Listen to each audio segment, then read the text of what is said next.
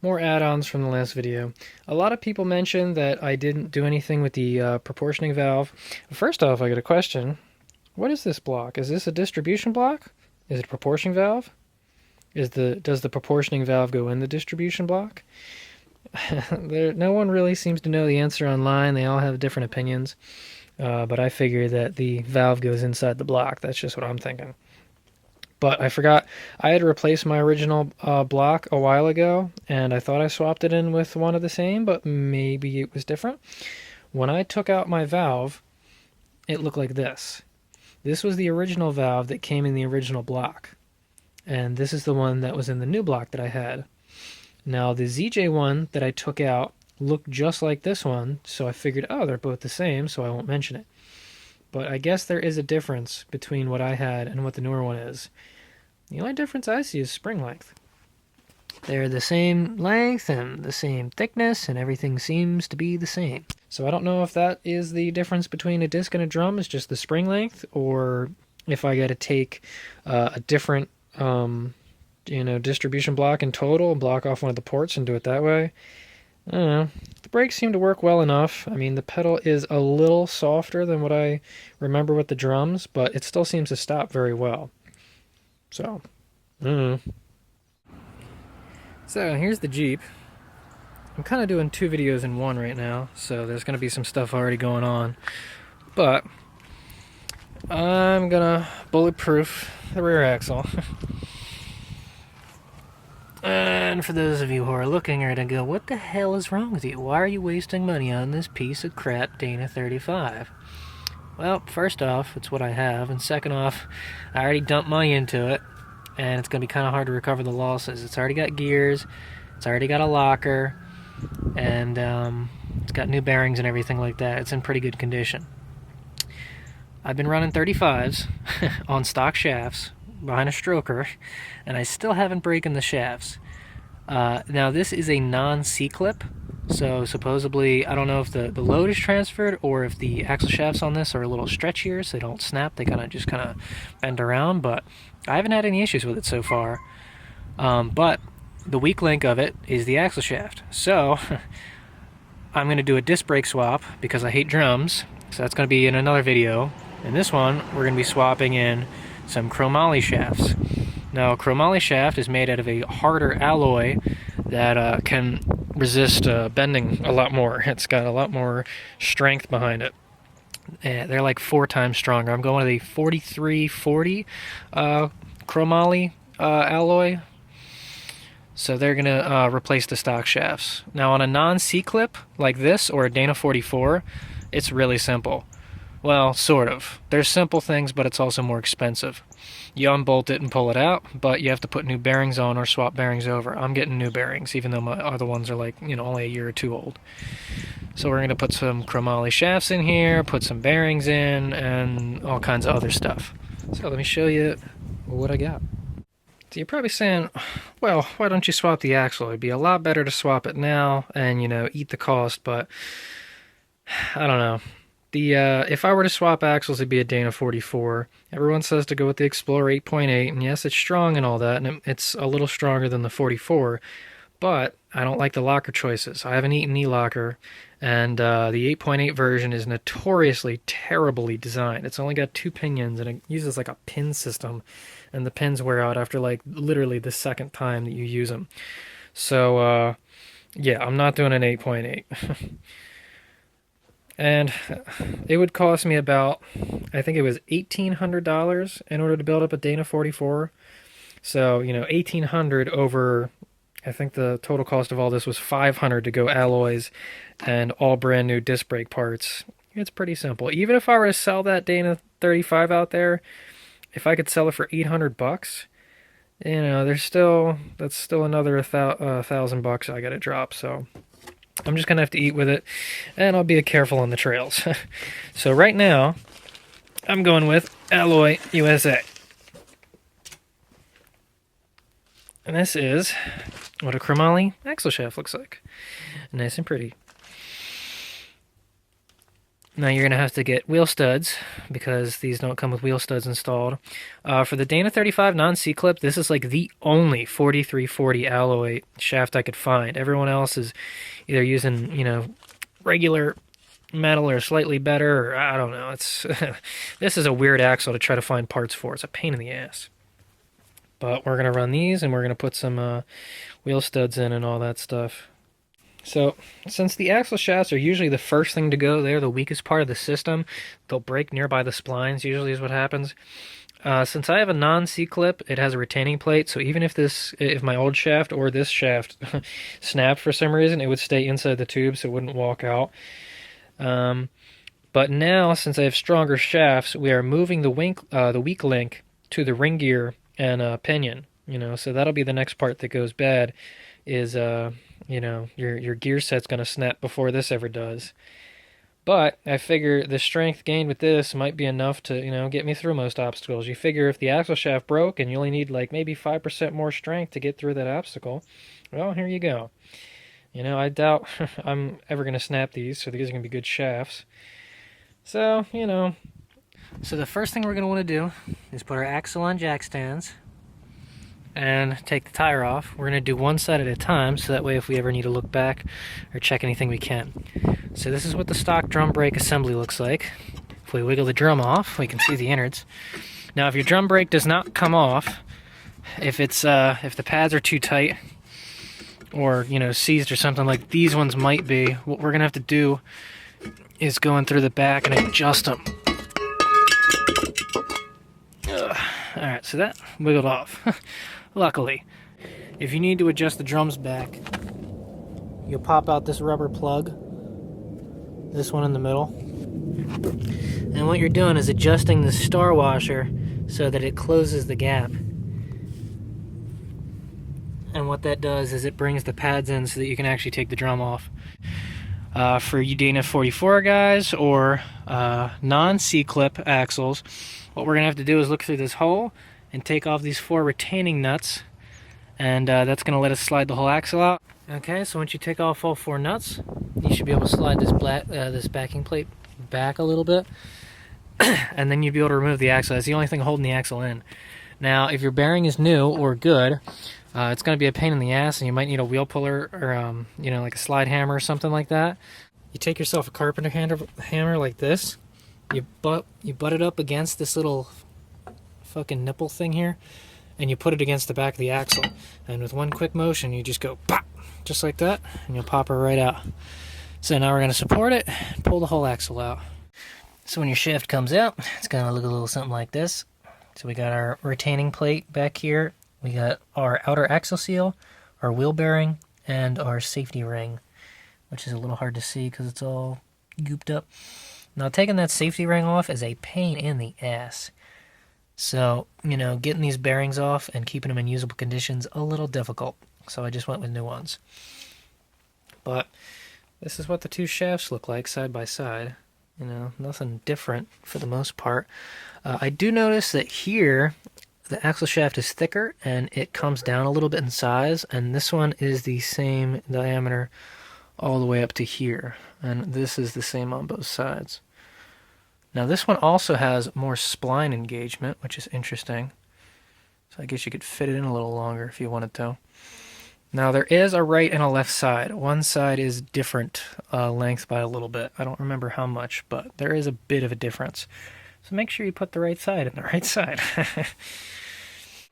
Now you can use stock wheel studs, I believe, for these. I had to get some longer ones, or at least I think I need longer ones because I'm doing the disc brakes and I think they're thicker or something like that. But this is what a wheel stud looks like. It's just got like some knurled crap at the bottom so that it's a press fit.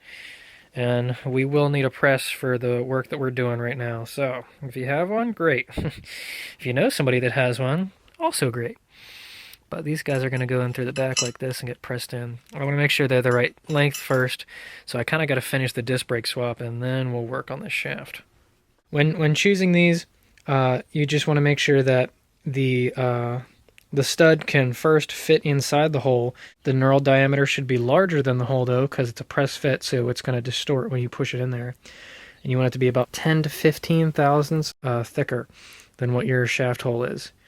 Besides that, you want to make sure that you have the right length wheel stud, and then it has the right thread count. So for the Jeeps, we use a 1/2 inch by 20 for our thread count.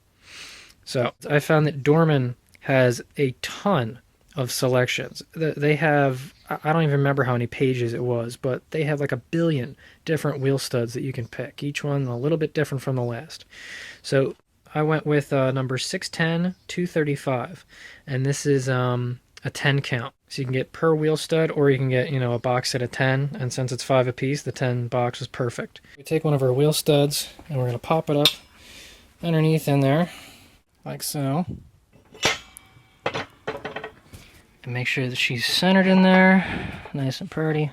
I don't know if it's necessary, but we're going to give it just a little bit of lube, just in case that helps at all. Alright, so you want to make sure that your arbor plates are set up so that the only thing contacting is going to be the stud. You don't want it to hit on any part of the shaft, because otherwise, you're not doing any work.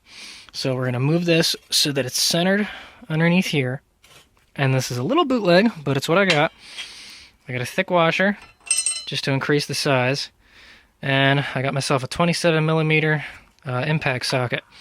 And this open hole, since it's a 1/2 inch, that top part will fit through, and I already checked. So it'll bottom out before it hits the thing. So now that we're all set up like that, we're looking good. Okay, now we got pressure. Let's take a look. So if you notice, now it's elevated and nothing else is hitting. That's what we want. And now we just take her slow. And if you feel a lot of resistance, stop and pull up and just check and see what's going on.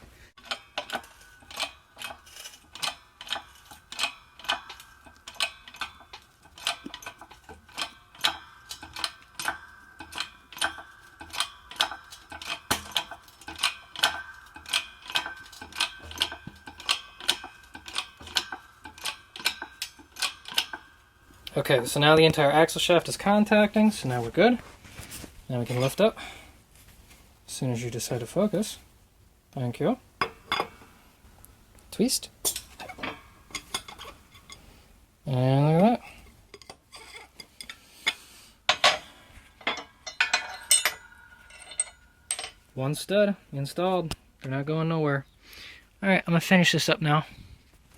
Alright, when you're all done, they should look like that. So they're nice and seated. They're basically flush for the most part. So, cool. Alright, these are the bearings I picked up. This is AK set 9. This is an axle bearing set. They're tapered roller bearings. These are Timken bearings. And this is the whole set. It comes with the retaining ring that you see outside, your seal, and then your bearing and race on the inside. So these are a little pricey. They're $50 a piece compared to like one of the other ones, which I think was like 20 or something. But I don't know. Everyone likes Timken, and they seem to last. So we're gonna do some Timkens. They fit. You got to order one. This number is for one, so you have to order 2 of these. But they'll slide on there along with the retaining plate that we're using. And since I'm doing a conversion, this will be my retaining plate. I won't be reusing the old one from this, because you'd want to either buy a new retaining plate or take the old one off that. But it's probably a lot easier to just buy a new one. This one's thicker though, because I'm doing a conversion. But we'll put that all on. I'll show you the layer, and I guess we'll start pressing. Alright, so now we can take our stuff and put it on. Now make sure you remember which way goes which. So, since this flange needs to face towards the seal, when it goes in the axle, it goes this way, so we want to put it on like this. Bracket is on. Now then, we take our seal, we're going to grease that up. I got to remember which way this goes on. I think it goes on like this. We'll put that one on, then we'll put our bearing on, and then we'll put our safety ring on. So, we make sure that the open part of the seal is facing in, like so. You want to put some grease on there when you drop it down, so that way it slides over the shaft nicely. And you'll make sure that that bottoms out over the biggest ridge there. Next up, we got our bearing. You want to make sure that the race can come out, so it's going to sit in here like this. You can see the back of the bearing and all that. You can see that line, so we know that the race will come up this way. So that'll go inboard. The bearings will go outboard. So we take this guy and slide it on, and it's going to stop at the this tougher stuff over here. And last but not least, you have your protective collar thing, and that just holds everything in place. So in the case of an axle shaft failure or something like this, this is what actually holds your entire everything together. It's a safety collar, so that is going to take a lot of force to force on there. So you'll want a nice beefy press. 20 tons should do nicely. So now we're going to find the proper finger dingers so we can press it all in. Okay, here's the next setup. So got our shaft hanging out the bottom. Now, I had to cross my arbor plates, so I have one, these are the smallest circles that I had. I have one pushed up this direction, and I have one pulled this direction to give me as much cross coverage as possible. So, hopefully that should be enough, because you got a bit of a gap here and a bit of a gap in the back, but we should be doing okay. So, we got our bearing facing the way we need to, got our ring, we got our seal, got our bearing plate facing the right direction. So, that should be everything. I put a little WD-40 on there, and you press. Listen for the funny noises. Make sure nothing's going to explode. I put a 2-inch pipe cap up here just to protect the emblem or whatever. You don't need it. You could press right on that if you wanted to, or put like a piece of metal or something, but it's not a big deal. You probably want 1 3/4 to be perfect. 1.5 inches is a little too small. But, you get to watch this.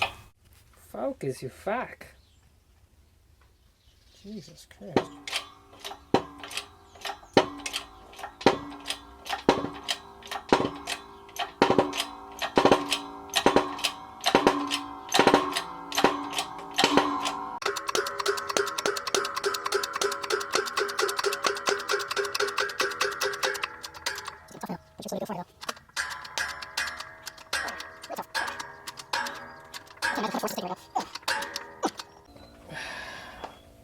It's under a lot of pressure now. Let's see if it keeps going. Oh yeah, a couple more. Come on.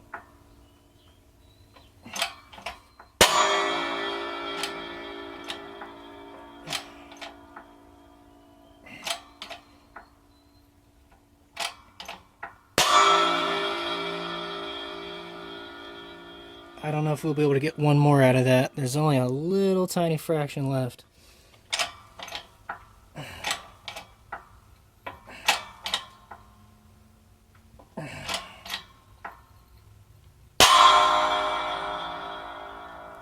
That is so much force. That is retarded. Holy shit. Alright. So that's about what she should look like when she's all together. And then you'll just slide your seal and your retaining plate down. That's all she wrote. Okay, axle shaft done and ready to be installed. Nifty. So it looks good from far away, but as we get closer you may notice a difference. So, we got our 2 new shafts and we got our old shaft, and they're all lined up according to their mounting flange. So I went to go put this axle in, and I noticed that it stuck out a little bit, but I didn't think much of it until I realized I couldn't fit the caliper on. Well, why is that? If we look a little closer, if you can tell in the video, this bearing's a bit farther back on the shaft than it should be. And you're saying, oh, well, you didn't press it on far enough.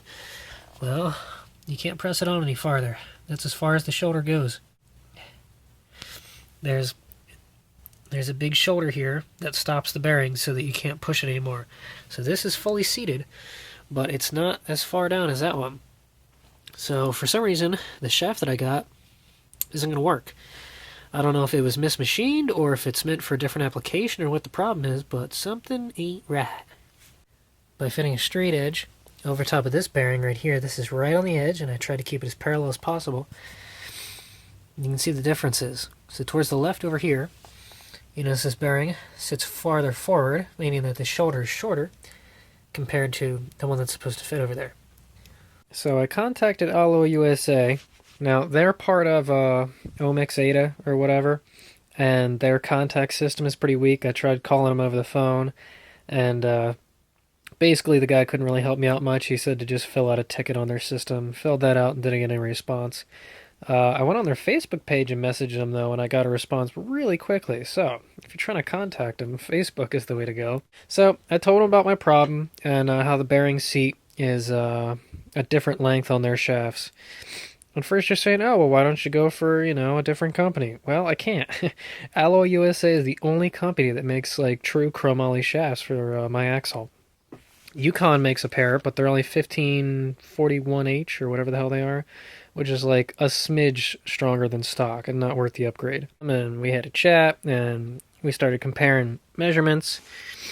And they sent me this diagram here and told me to check all their stuff. And I compared their stuff to my stuff. Both the left and the right axles had the lengths that are on here, so it wasn't that one was messed up, they're both changed. And basically what they told me was that they got this blueprint from a company that they bought out. So this is like a 10-year-old blueprint. So whoever originally made this didn't quite get the measurements right. 6 millimeters might not be much, but when you're doing disc brakes is a big difference. They couldn't figure out why anyone else wasn't having my issue, and I think I figured it out. Obviously, Dana 35 non-C clips came with drum brakes, and you're not really going to notice the shaft sticking out a little bit more.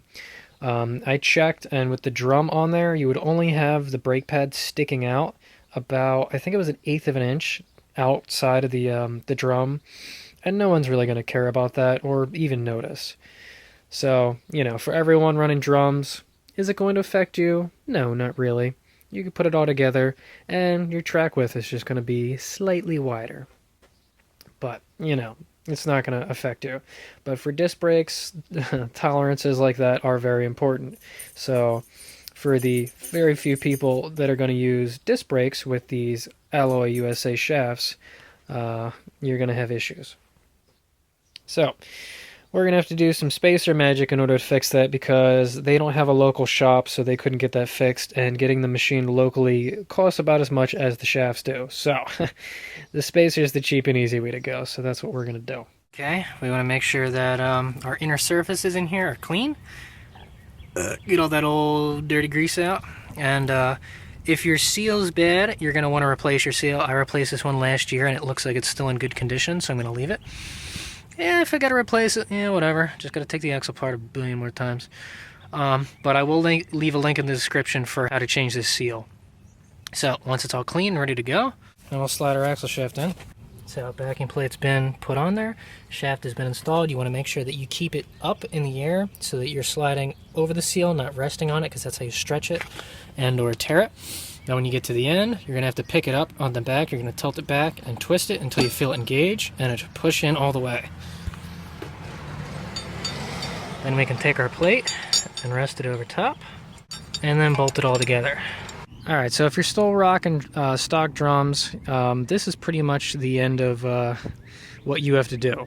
All you got to do is bolt it all up, and everything should be sitting pretty. For disc brakes, however, I had to do a bit of adapting because of that length issue. So the rest of this is going to be basically just me figuring out this disc stuff. If you're just sticking with drums, you don't have to do this. Okay, so I got this whole side together with the stock shaft just for testing. This is how much we stick out. Not a whole lot. And we got some boot travel, so that's nice. Now if we come over to the alloy shaft that I got, you notice the gap's quite a bit bigger. By 6 millimeters, I believe, which is like almost 1/4 of an inch, maybe a little bit more. And you can see that this boot is basically fully compressed. The pin's actually coming out the other side. And the caliper doesn't really have any more free movement. And when you spin it, the front pad over here is rubbing.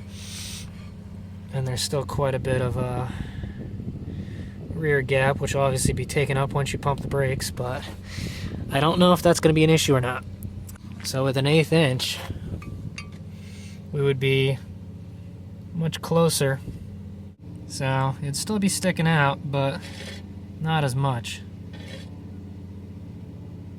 Okay, so we can get it to fit, but it's not the right way to do it. So we're going to do it the right way.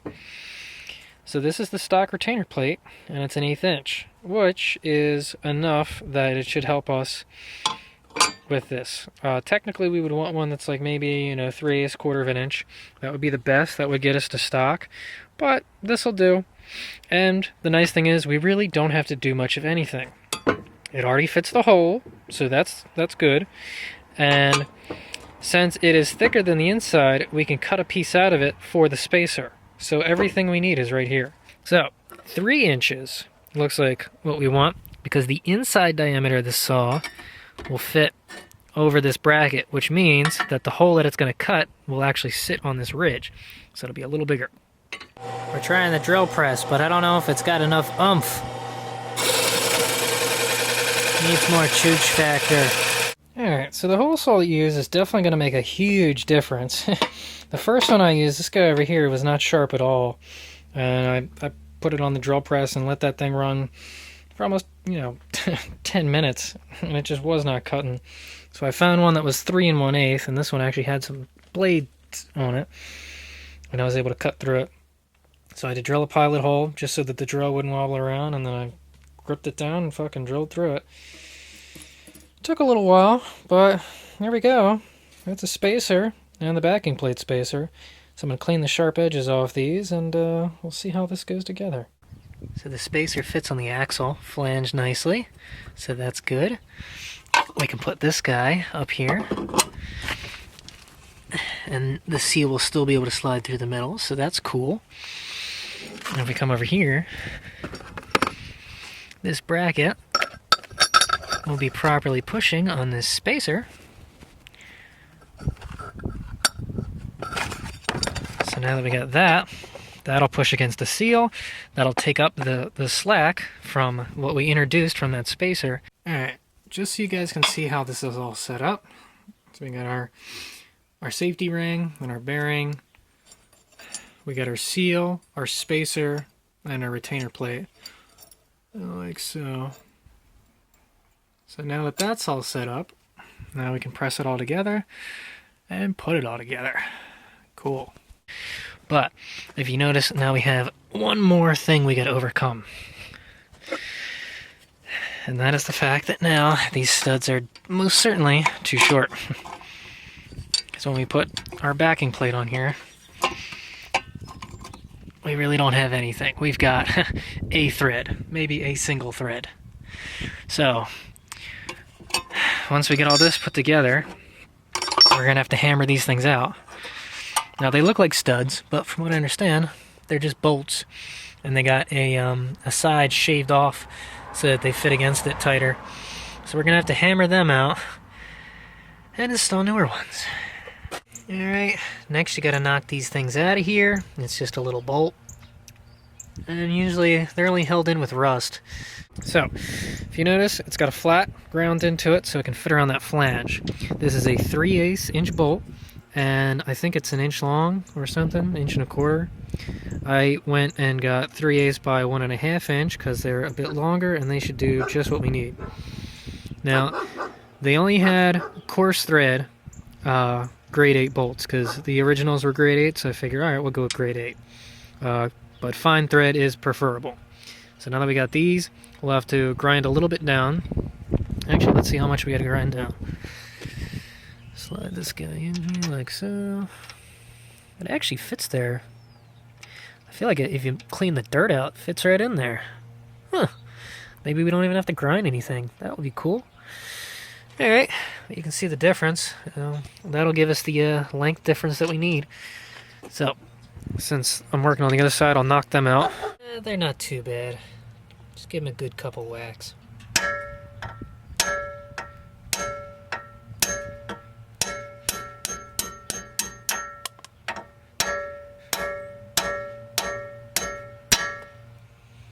Excellent. Alright, just like that, our problem is solved. I just took it on a vise, grinded it down with a grinding disc. Focus, you fuck. I just grinded it down with a grinder, so it doesn't take a whole lot. Only takes about maybe 30 seconds on it. It's good to check each one because some are tighter than others. Some like barely needed any. So now that they all sit in there, now I think we're good. So now I should be able to put everything together, and it'll fit, and it'll work, and we'll be done. So we have spacer. Okay, that fits on there. Then we got our backing plate, like so. And then we have our axle shaft with the spacer on it. Now, don't make the mistake I made. Remember when that hole saw I was using wasn't working, and I had to move up to a bigger size? Well, that makes the spacer bigger, and if the spacer's too big, it won't fit through the bracket, and if it doesn't fit through the bracket, it's not doing anything. So, I spent a long time grinding the outside of that down now that it was pressed onto the shaft. That was a lot of fun. Now it fits in there. Beautiful. Now it just all goes together. We might need a little persuasion to get that ring in because it's a little bit of a tight fit, but it does fit. Make sure your bolts stick up. Now that they're new, they don't like to sit where they need to, so it's going to be a lot of fun. You got to hold them back. So hopefully they'll rest into place nicely. Don't forget about all that emergency brake stuff. You wouldn't want to forget to put that on, right? Because then you'd have to take it all apart again and put it on. See where I'm going with this? Okay. Spacer, bracket, all is good, all is tight, all is center. Everything is fucking on here. Everything looks good. E-brake cable's fucking where it needs to be. It does the choo-choo stuff. Okay. Now we're talking. Okay, so you saw the first method for how to put on a retaining plate and, you know, spacer and all that crap. Well, what if you don't feel like dicking around with the bearing? What if you don't have a press? Or what if your bearing's still good and you don't want to fuck it up by trying to, take it off and all that shit? Well, you can kind of cheat, and the results will be basically the same. So here we have the other retaining plate. I don't feel like fucking with this bearing because it's still kind of good. So what I did is I cut a chunk out of it so you can take it off the axle. Now, the integrity of this isn't really compromised. It's 1/8 inch, so it's alright for the most part. And I'm not really worried about it. So we're going to cut a little piece out of here for a spacer, and the rest of it will bolt to the axle, and we'll just fucking slide it on like a C-clip basically and be done with it. Okay, after a while of grinding and sanding and filing and dicking around, you should have two pieces like this. So, here's the back spot, the back plate spacer. I didn't have to do anything to this really. I just cleaned up the burrs so that fits in there properly, no problem. The next part, and this is the part I forgot to check on the first one before I pressed it all together, was to make sure that this fits in the middle. So now, it's hard to show you one-handed, but she sits in there, goes in and out, so that's what we want. Cool. So now we got our seal spacer and we got our backing plate spacer, so... Okay, now the fun part of juggling this all together. So we put our new C-clip spacer in here, and it's going to kind of ride on there. Make sure you got grease on everything, and we're just going to put it all in. Okay. Okay, that was a bit more work than the other side, that's for sure. There's not a lot of working room, but I finally got it all good to go. And you can tell if you did the seal right, if you can turn it properly. It shouldn't feel super tight, but, you should be able to feel it move. So there you have it. Okay, so now you saw the C-clip method and the bracket method. The bracket method's definitely a little easier, but, it requires some pre-planning, so. Okay, rotor, caliper, brake line. Okay, so now that we got our spacer installed, you can notice our gap is smaller now by, you guessed it, 1/8 of an inch. And oh look, the boot's not maxed out anymore, so we can close that gap. And now we'll actually have some wiggle room so that this thing can float the way it's supposed to on here. So everything fits. Not really seeing any issues with anything. Alright, so here we are in the daytime. I took the stickers off so you can see the lovely alloy now. A little upside down, but there. Now you can read it. So that's how you install shafts. Now we can see that threads stick up plenty far, so we got enough distance on that, so that was good. We picked that good. But yeah, once the shaft's bolted down and everything's good, you can throw your tire on and you're pretty much done. So we got our tire on. Now we can see our stud clearance. So, looks like we got plenty of stud now. So that's good. Even with our disc brakes, we still get a decent amount. Now, obviously, the front part's just a guide, so it doesn't count, but it's still plenty. So, no problemos there. Very good, very good.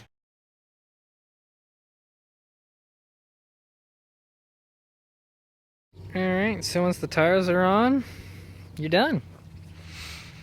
Cool. So, that was a lot of fun. A lot more fun than I was hoping for. But, you know, sometimes you run into problems when you do these modifications, and you gotta figure out ways to fix them. So, that's how you install some Chromoly axle shafts inside your Dana 35 non-C-clip axle. They seem to be holding up well, and now that they're in there, I'm not as afraid to use the skinny pedals, so we can give it a little more gas here and there and not have an issue. Like I said, now this moves the weak point up to the ring and pinions, so as long as the gear set's good, you should have a lot more strength. Cool. So, we'll see how well this lasts in the long run. You know, if this axle ever explodes or whatever, believe me, there'll be plenty of pictures and videos. But until then, let's hope this beast can stay on the trail for just a little longer now.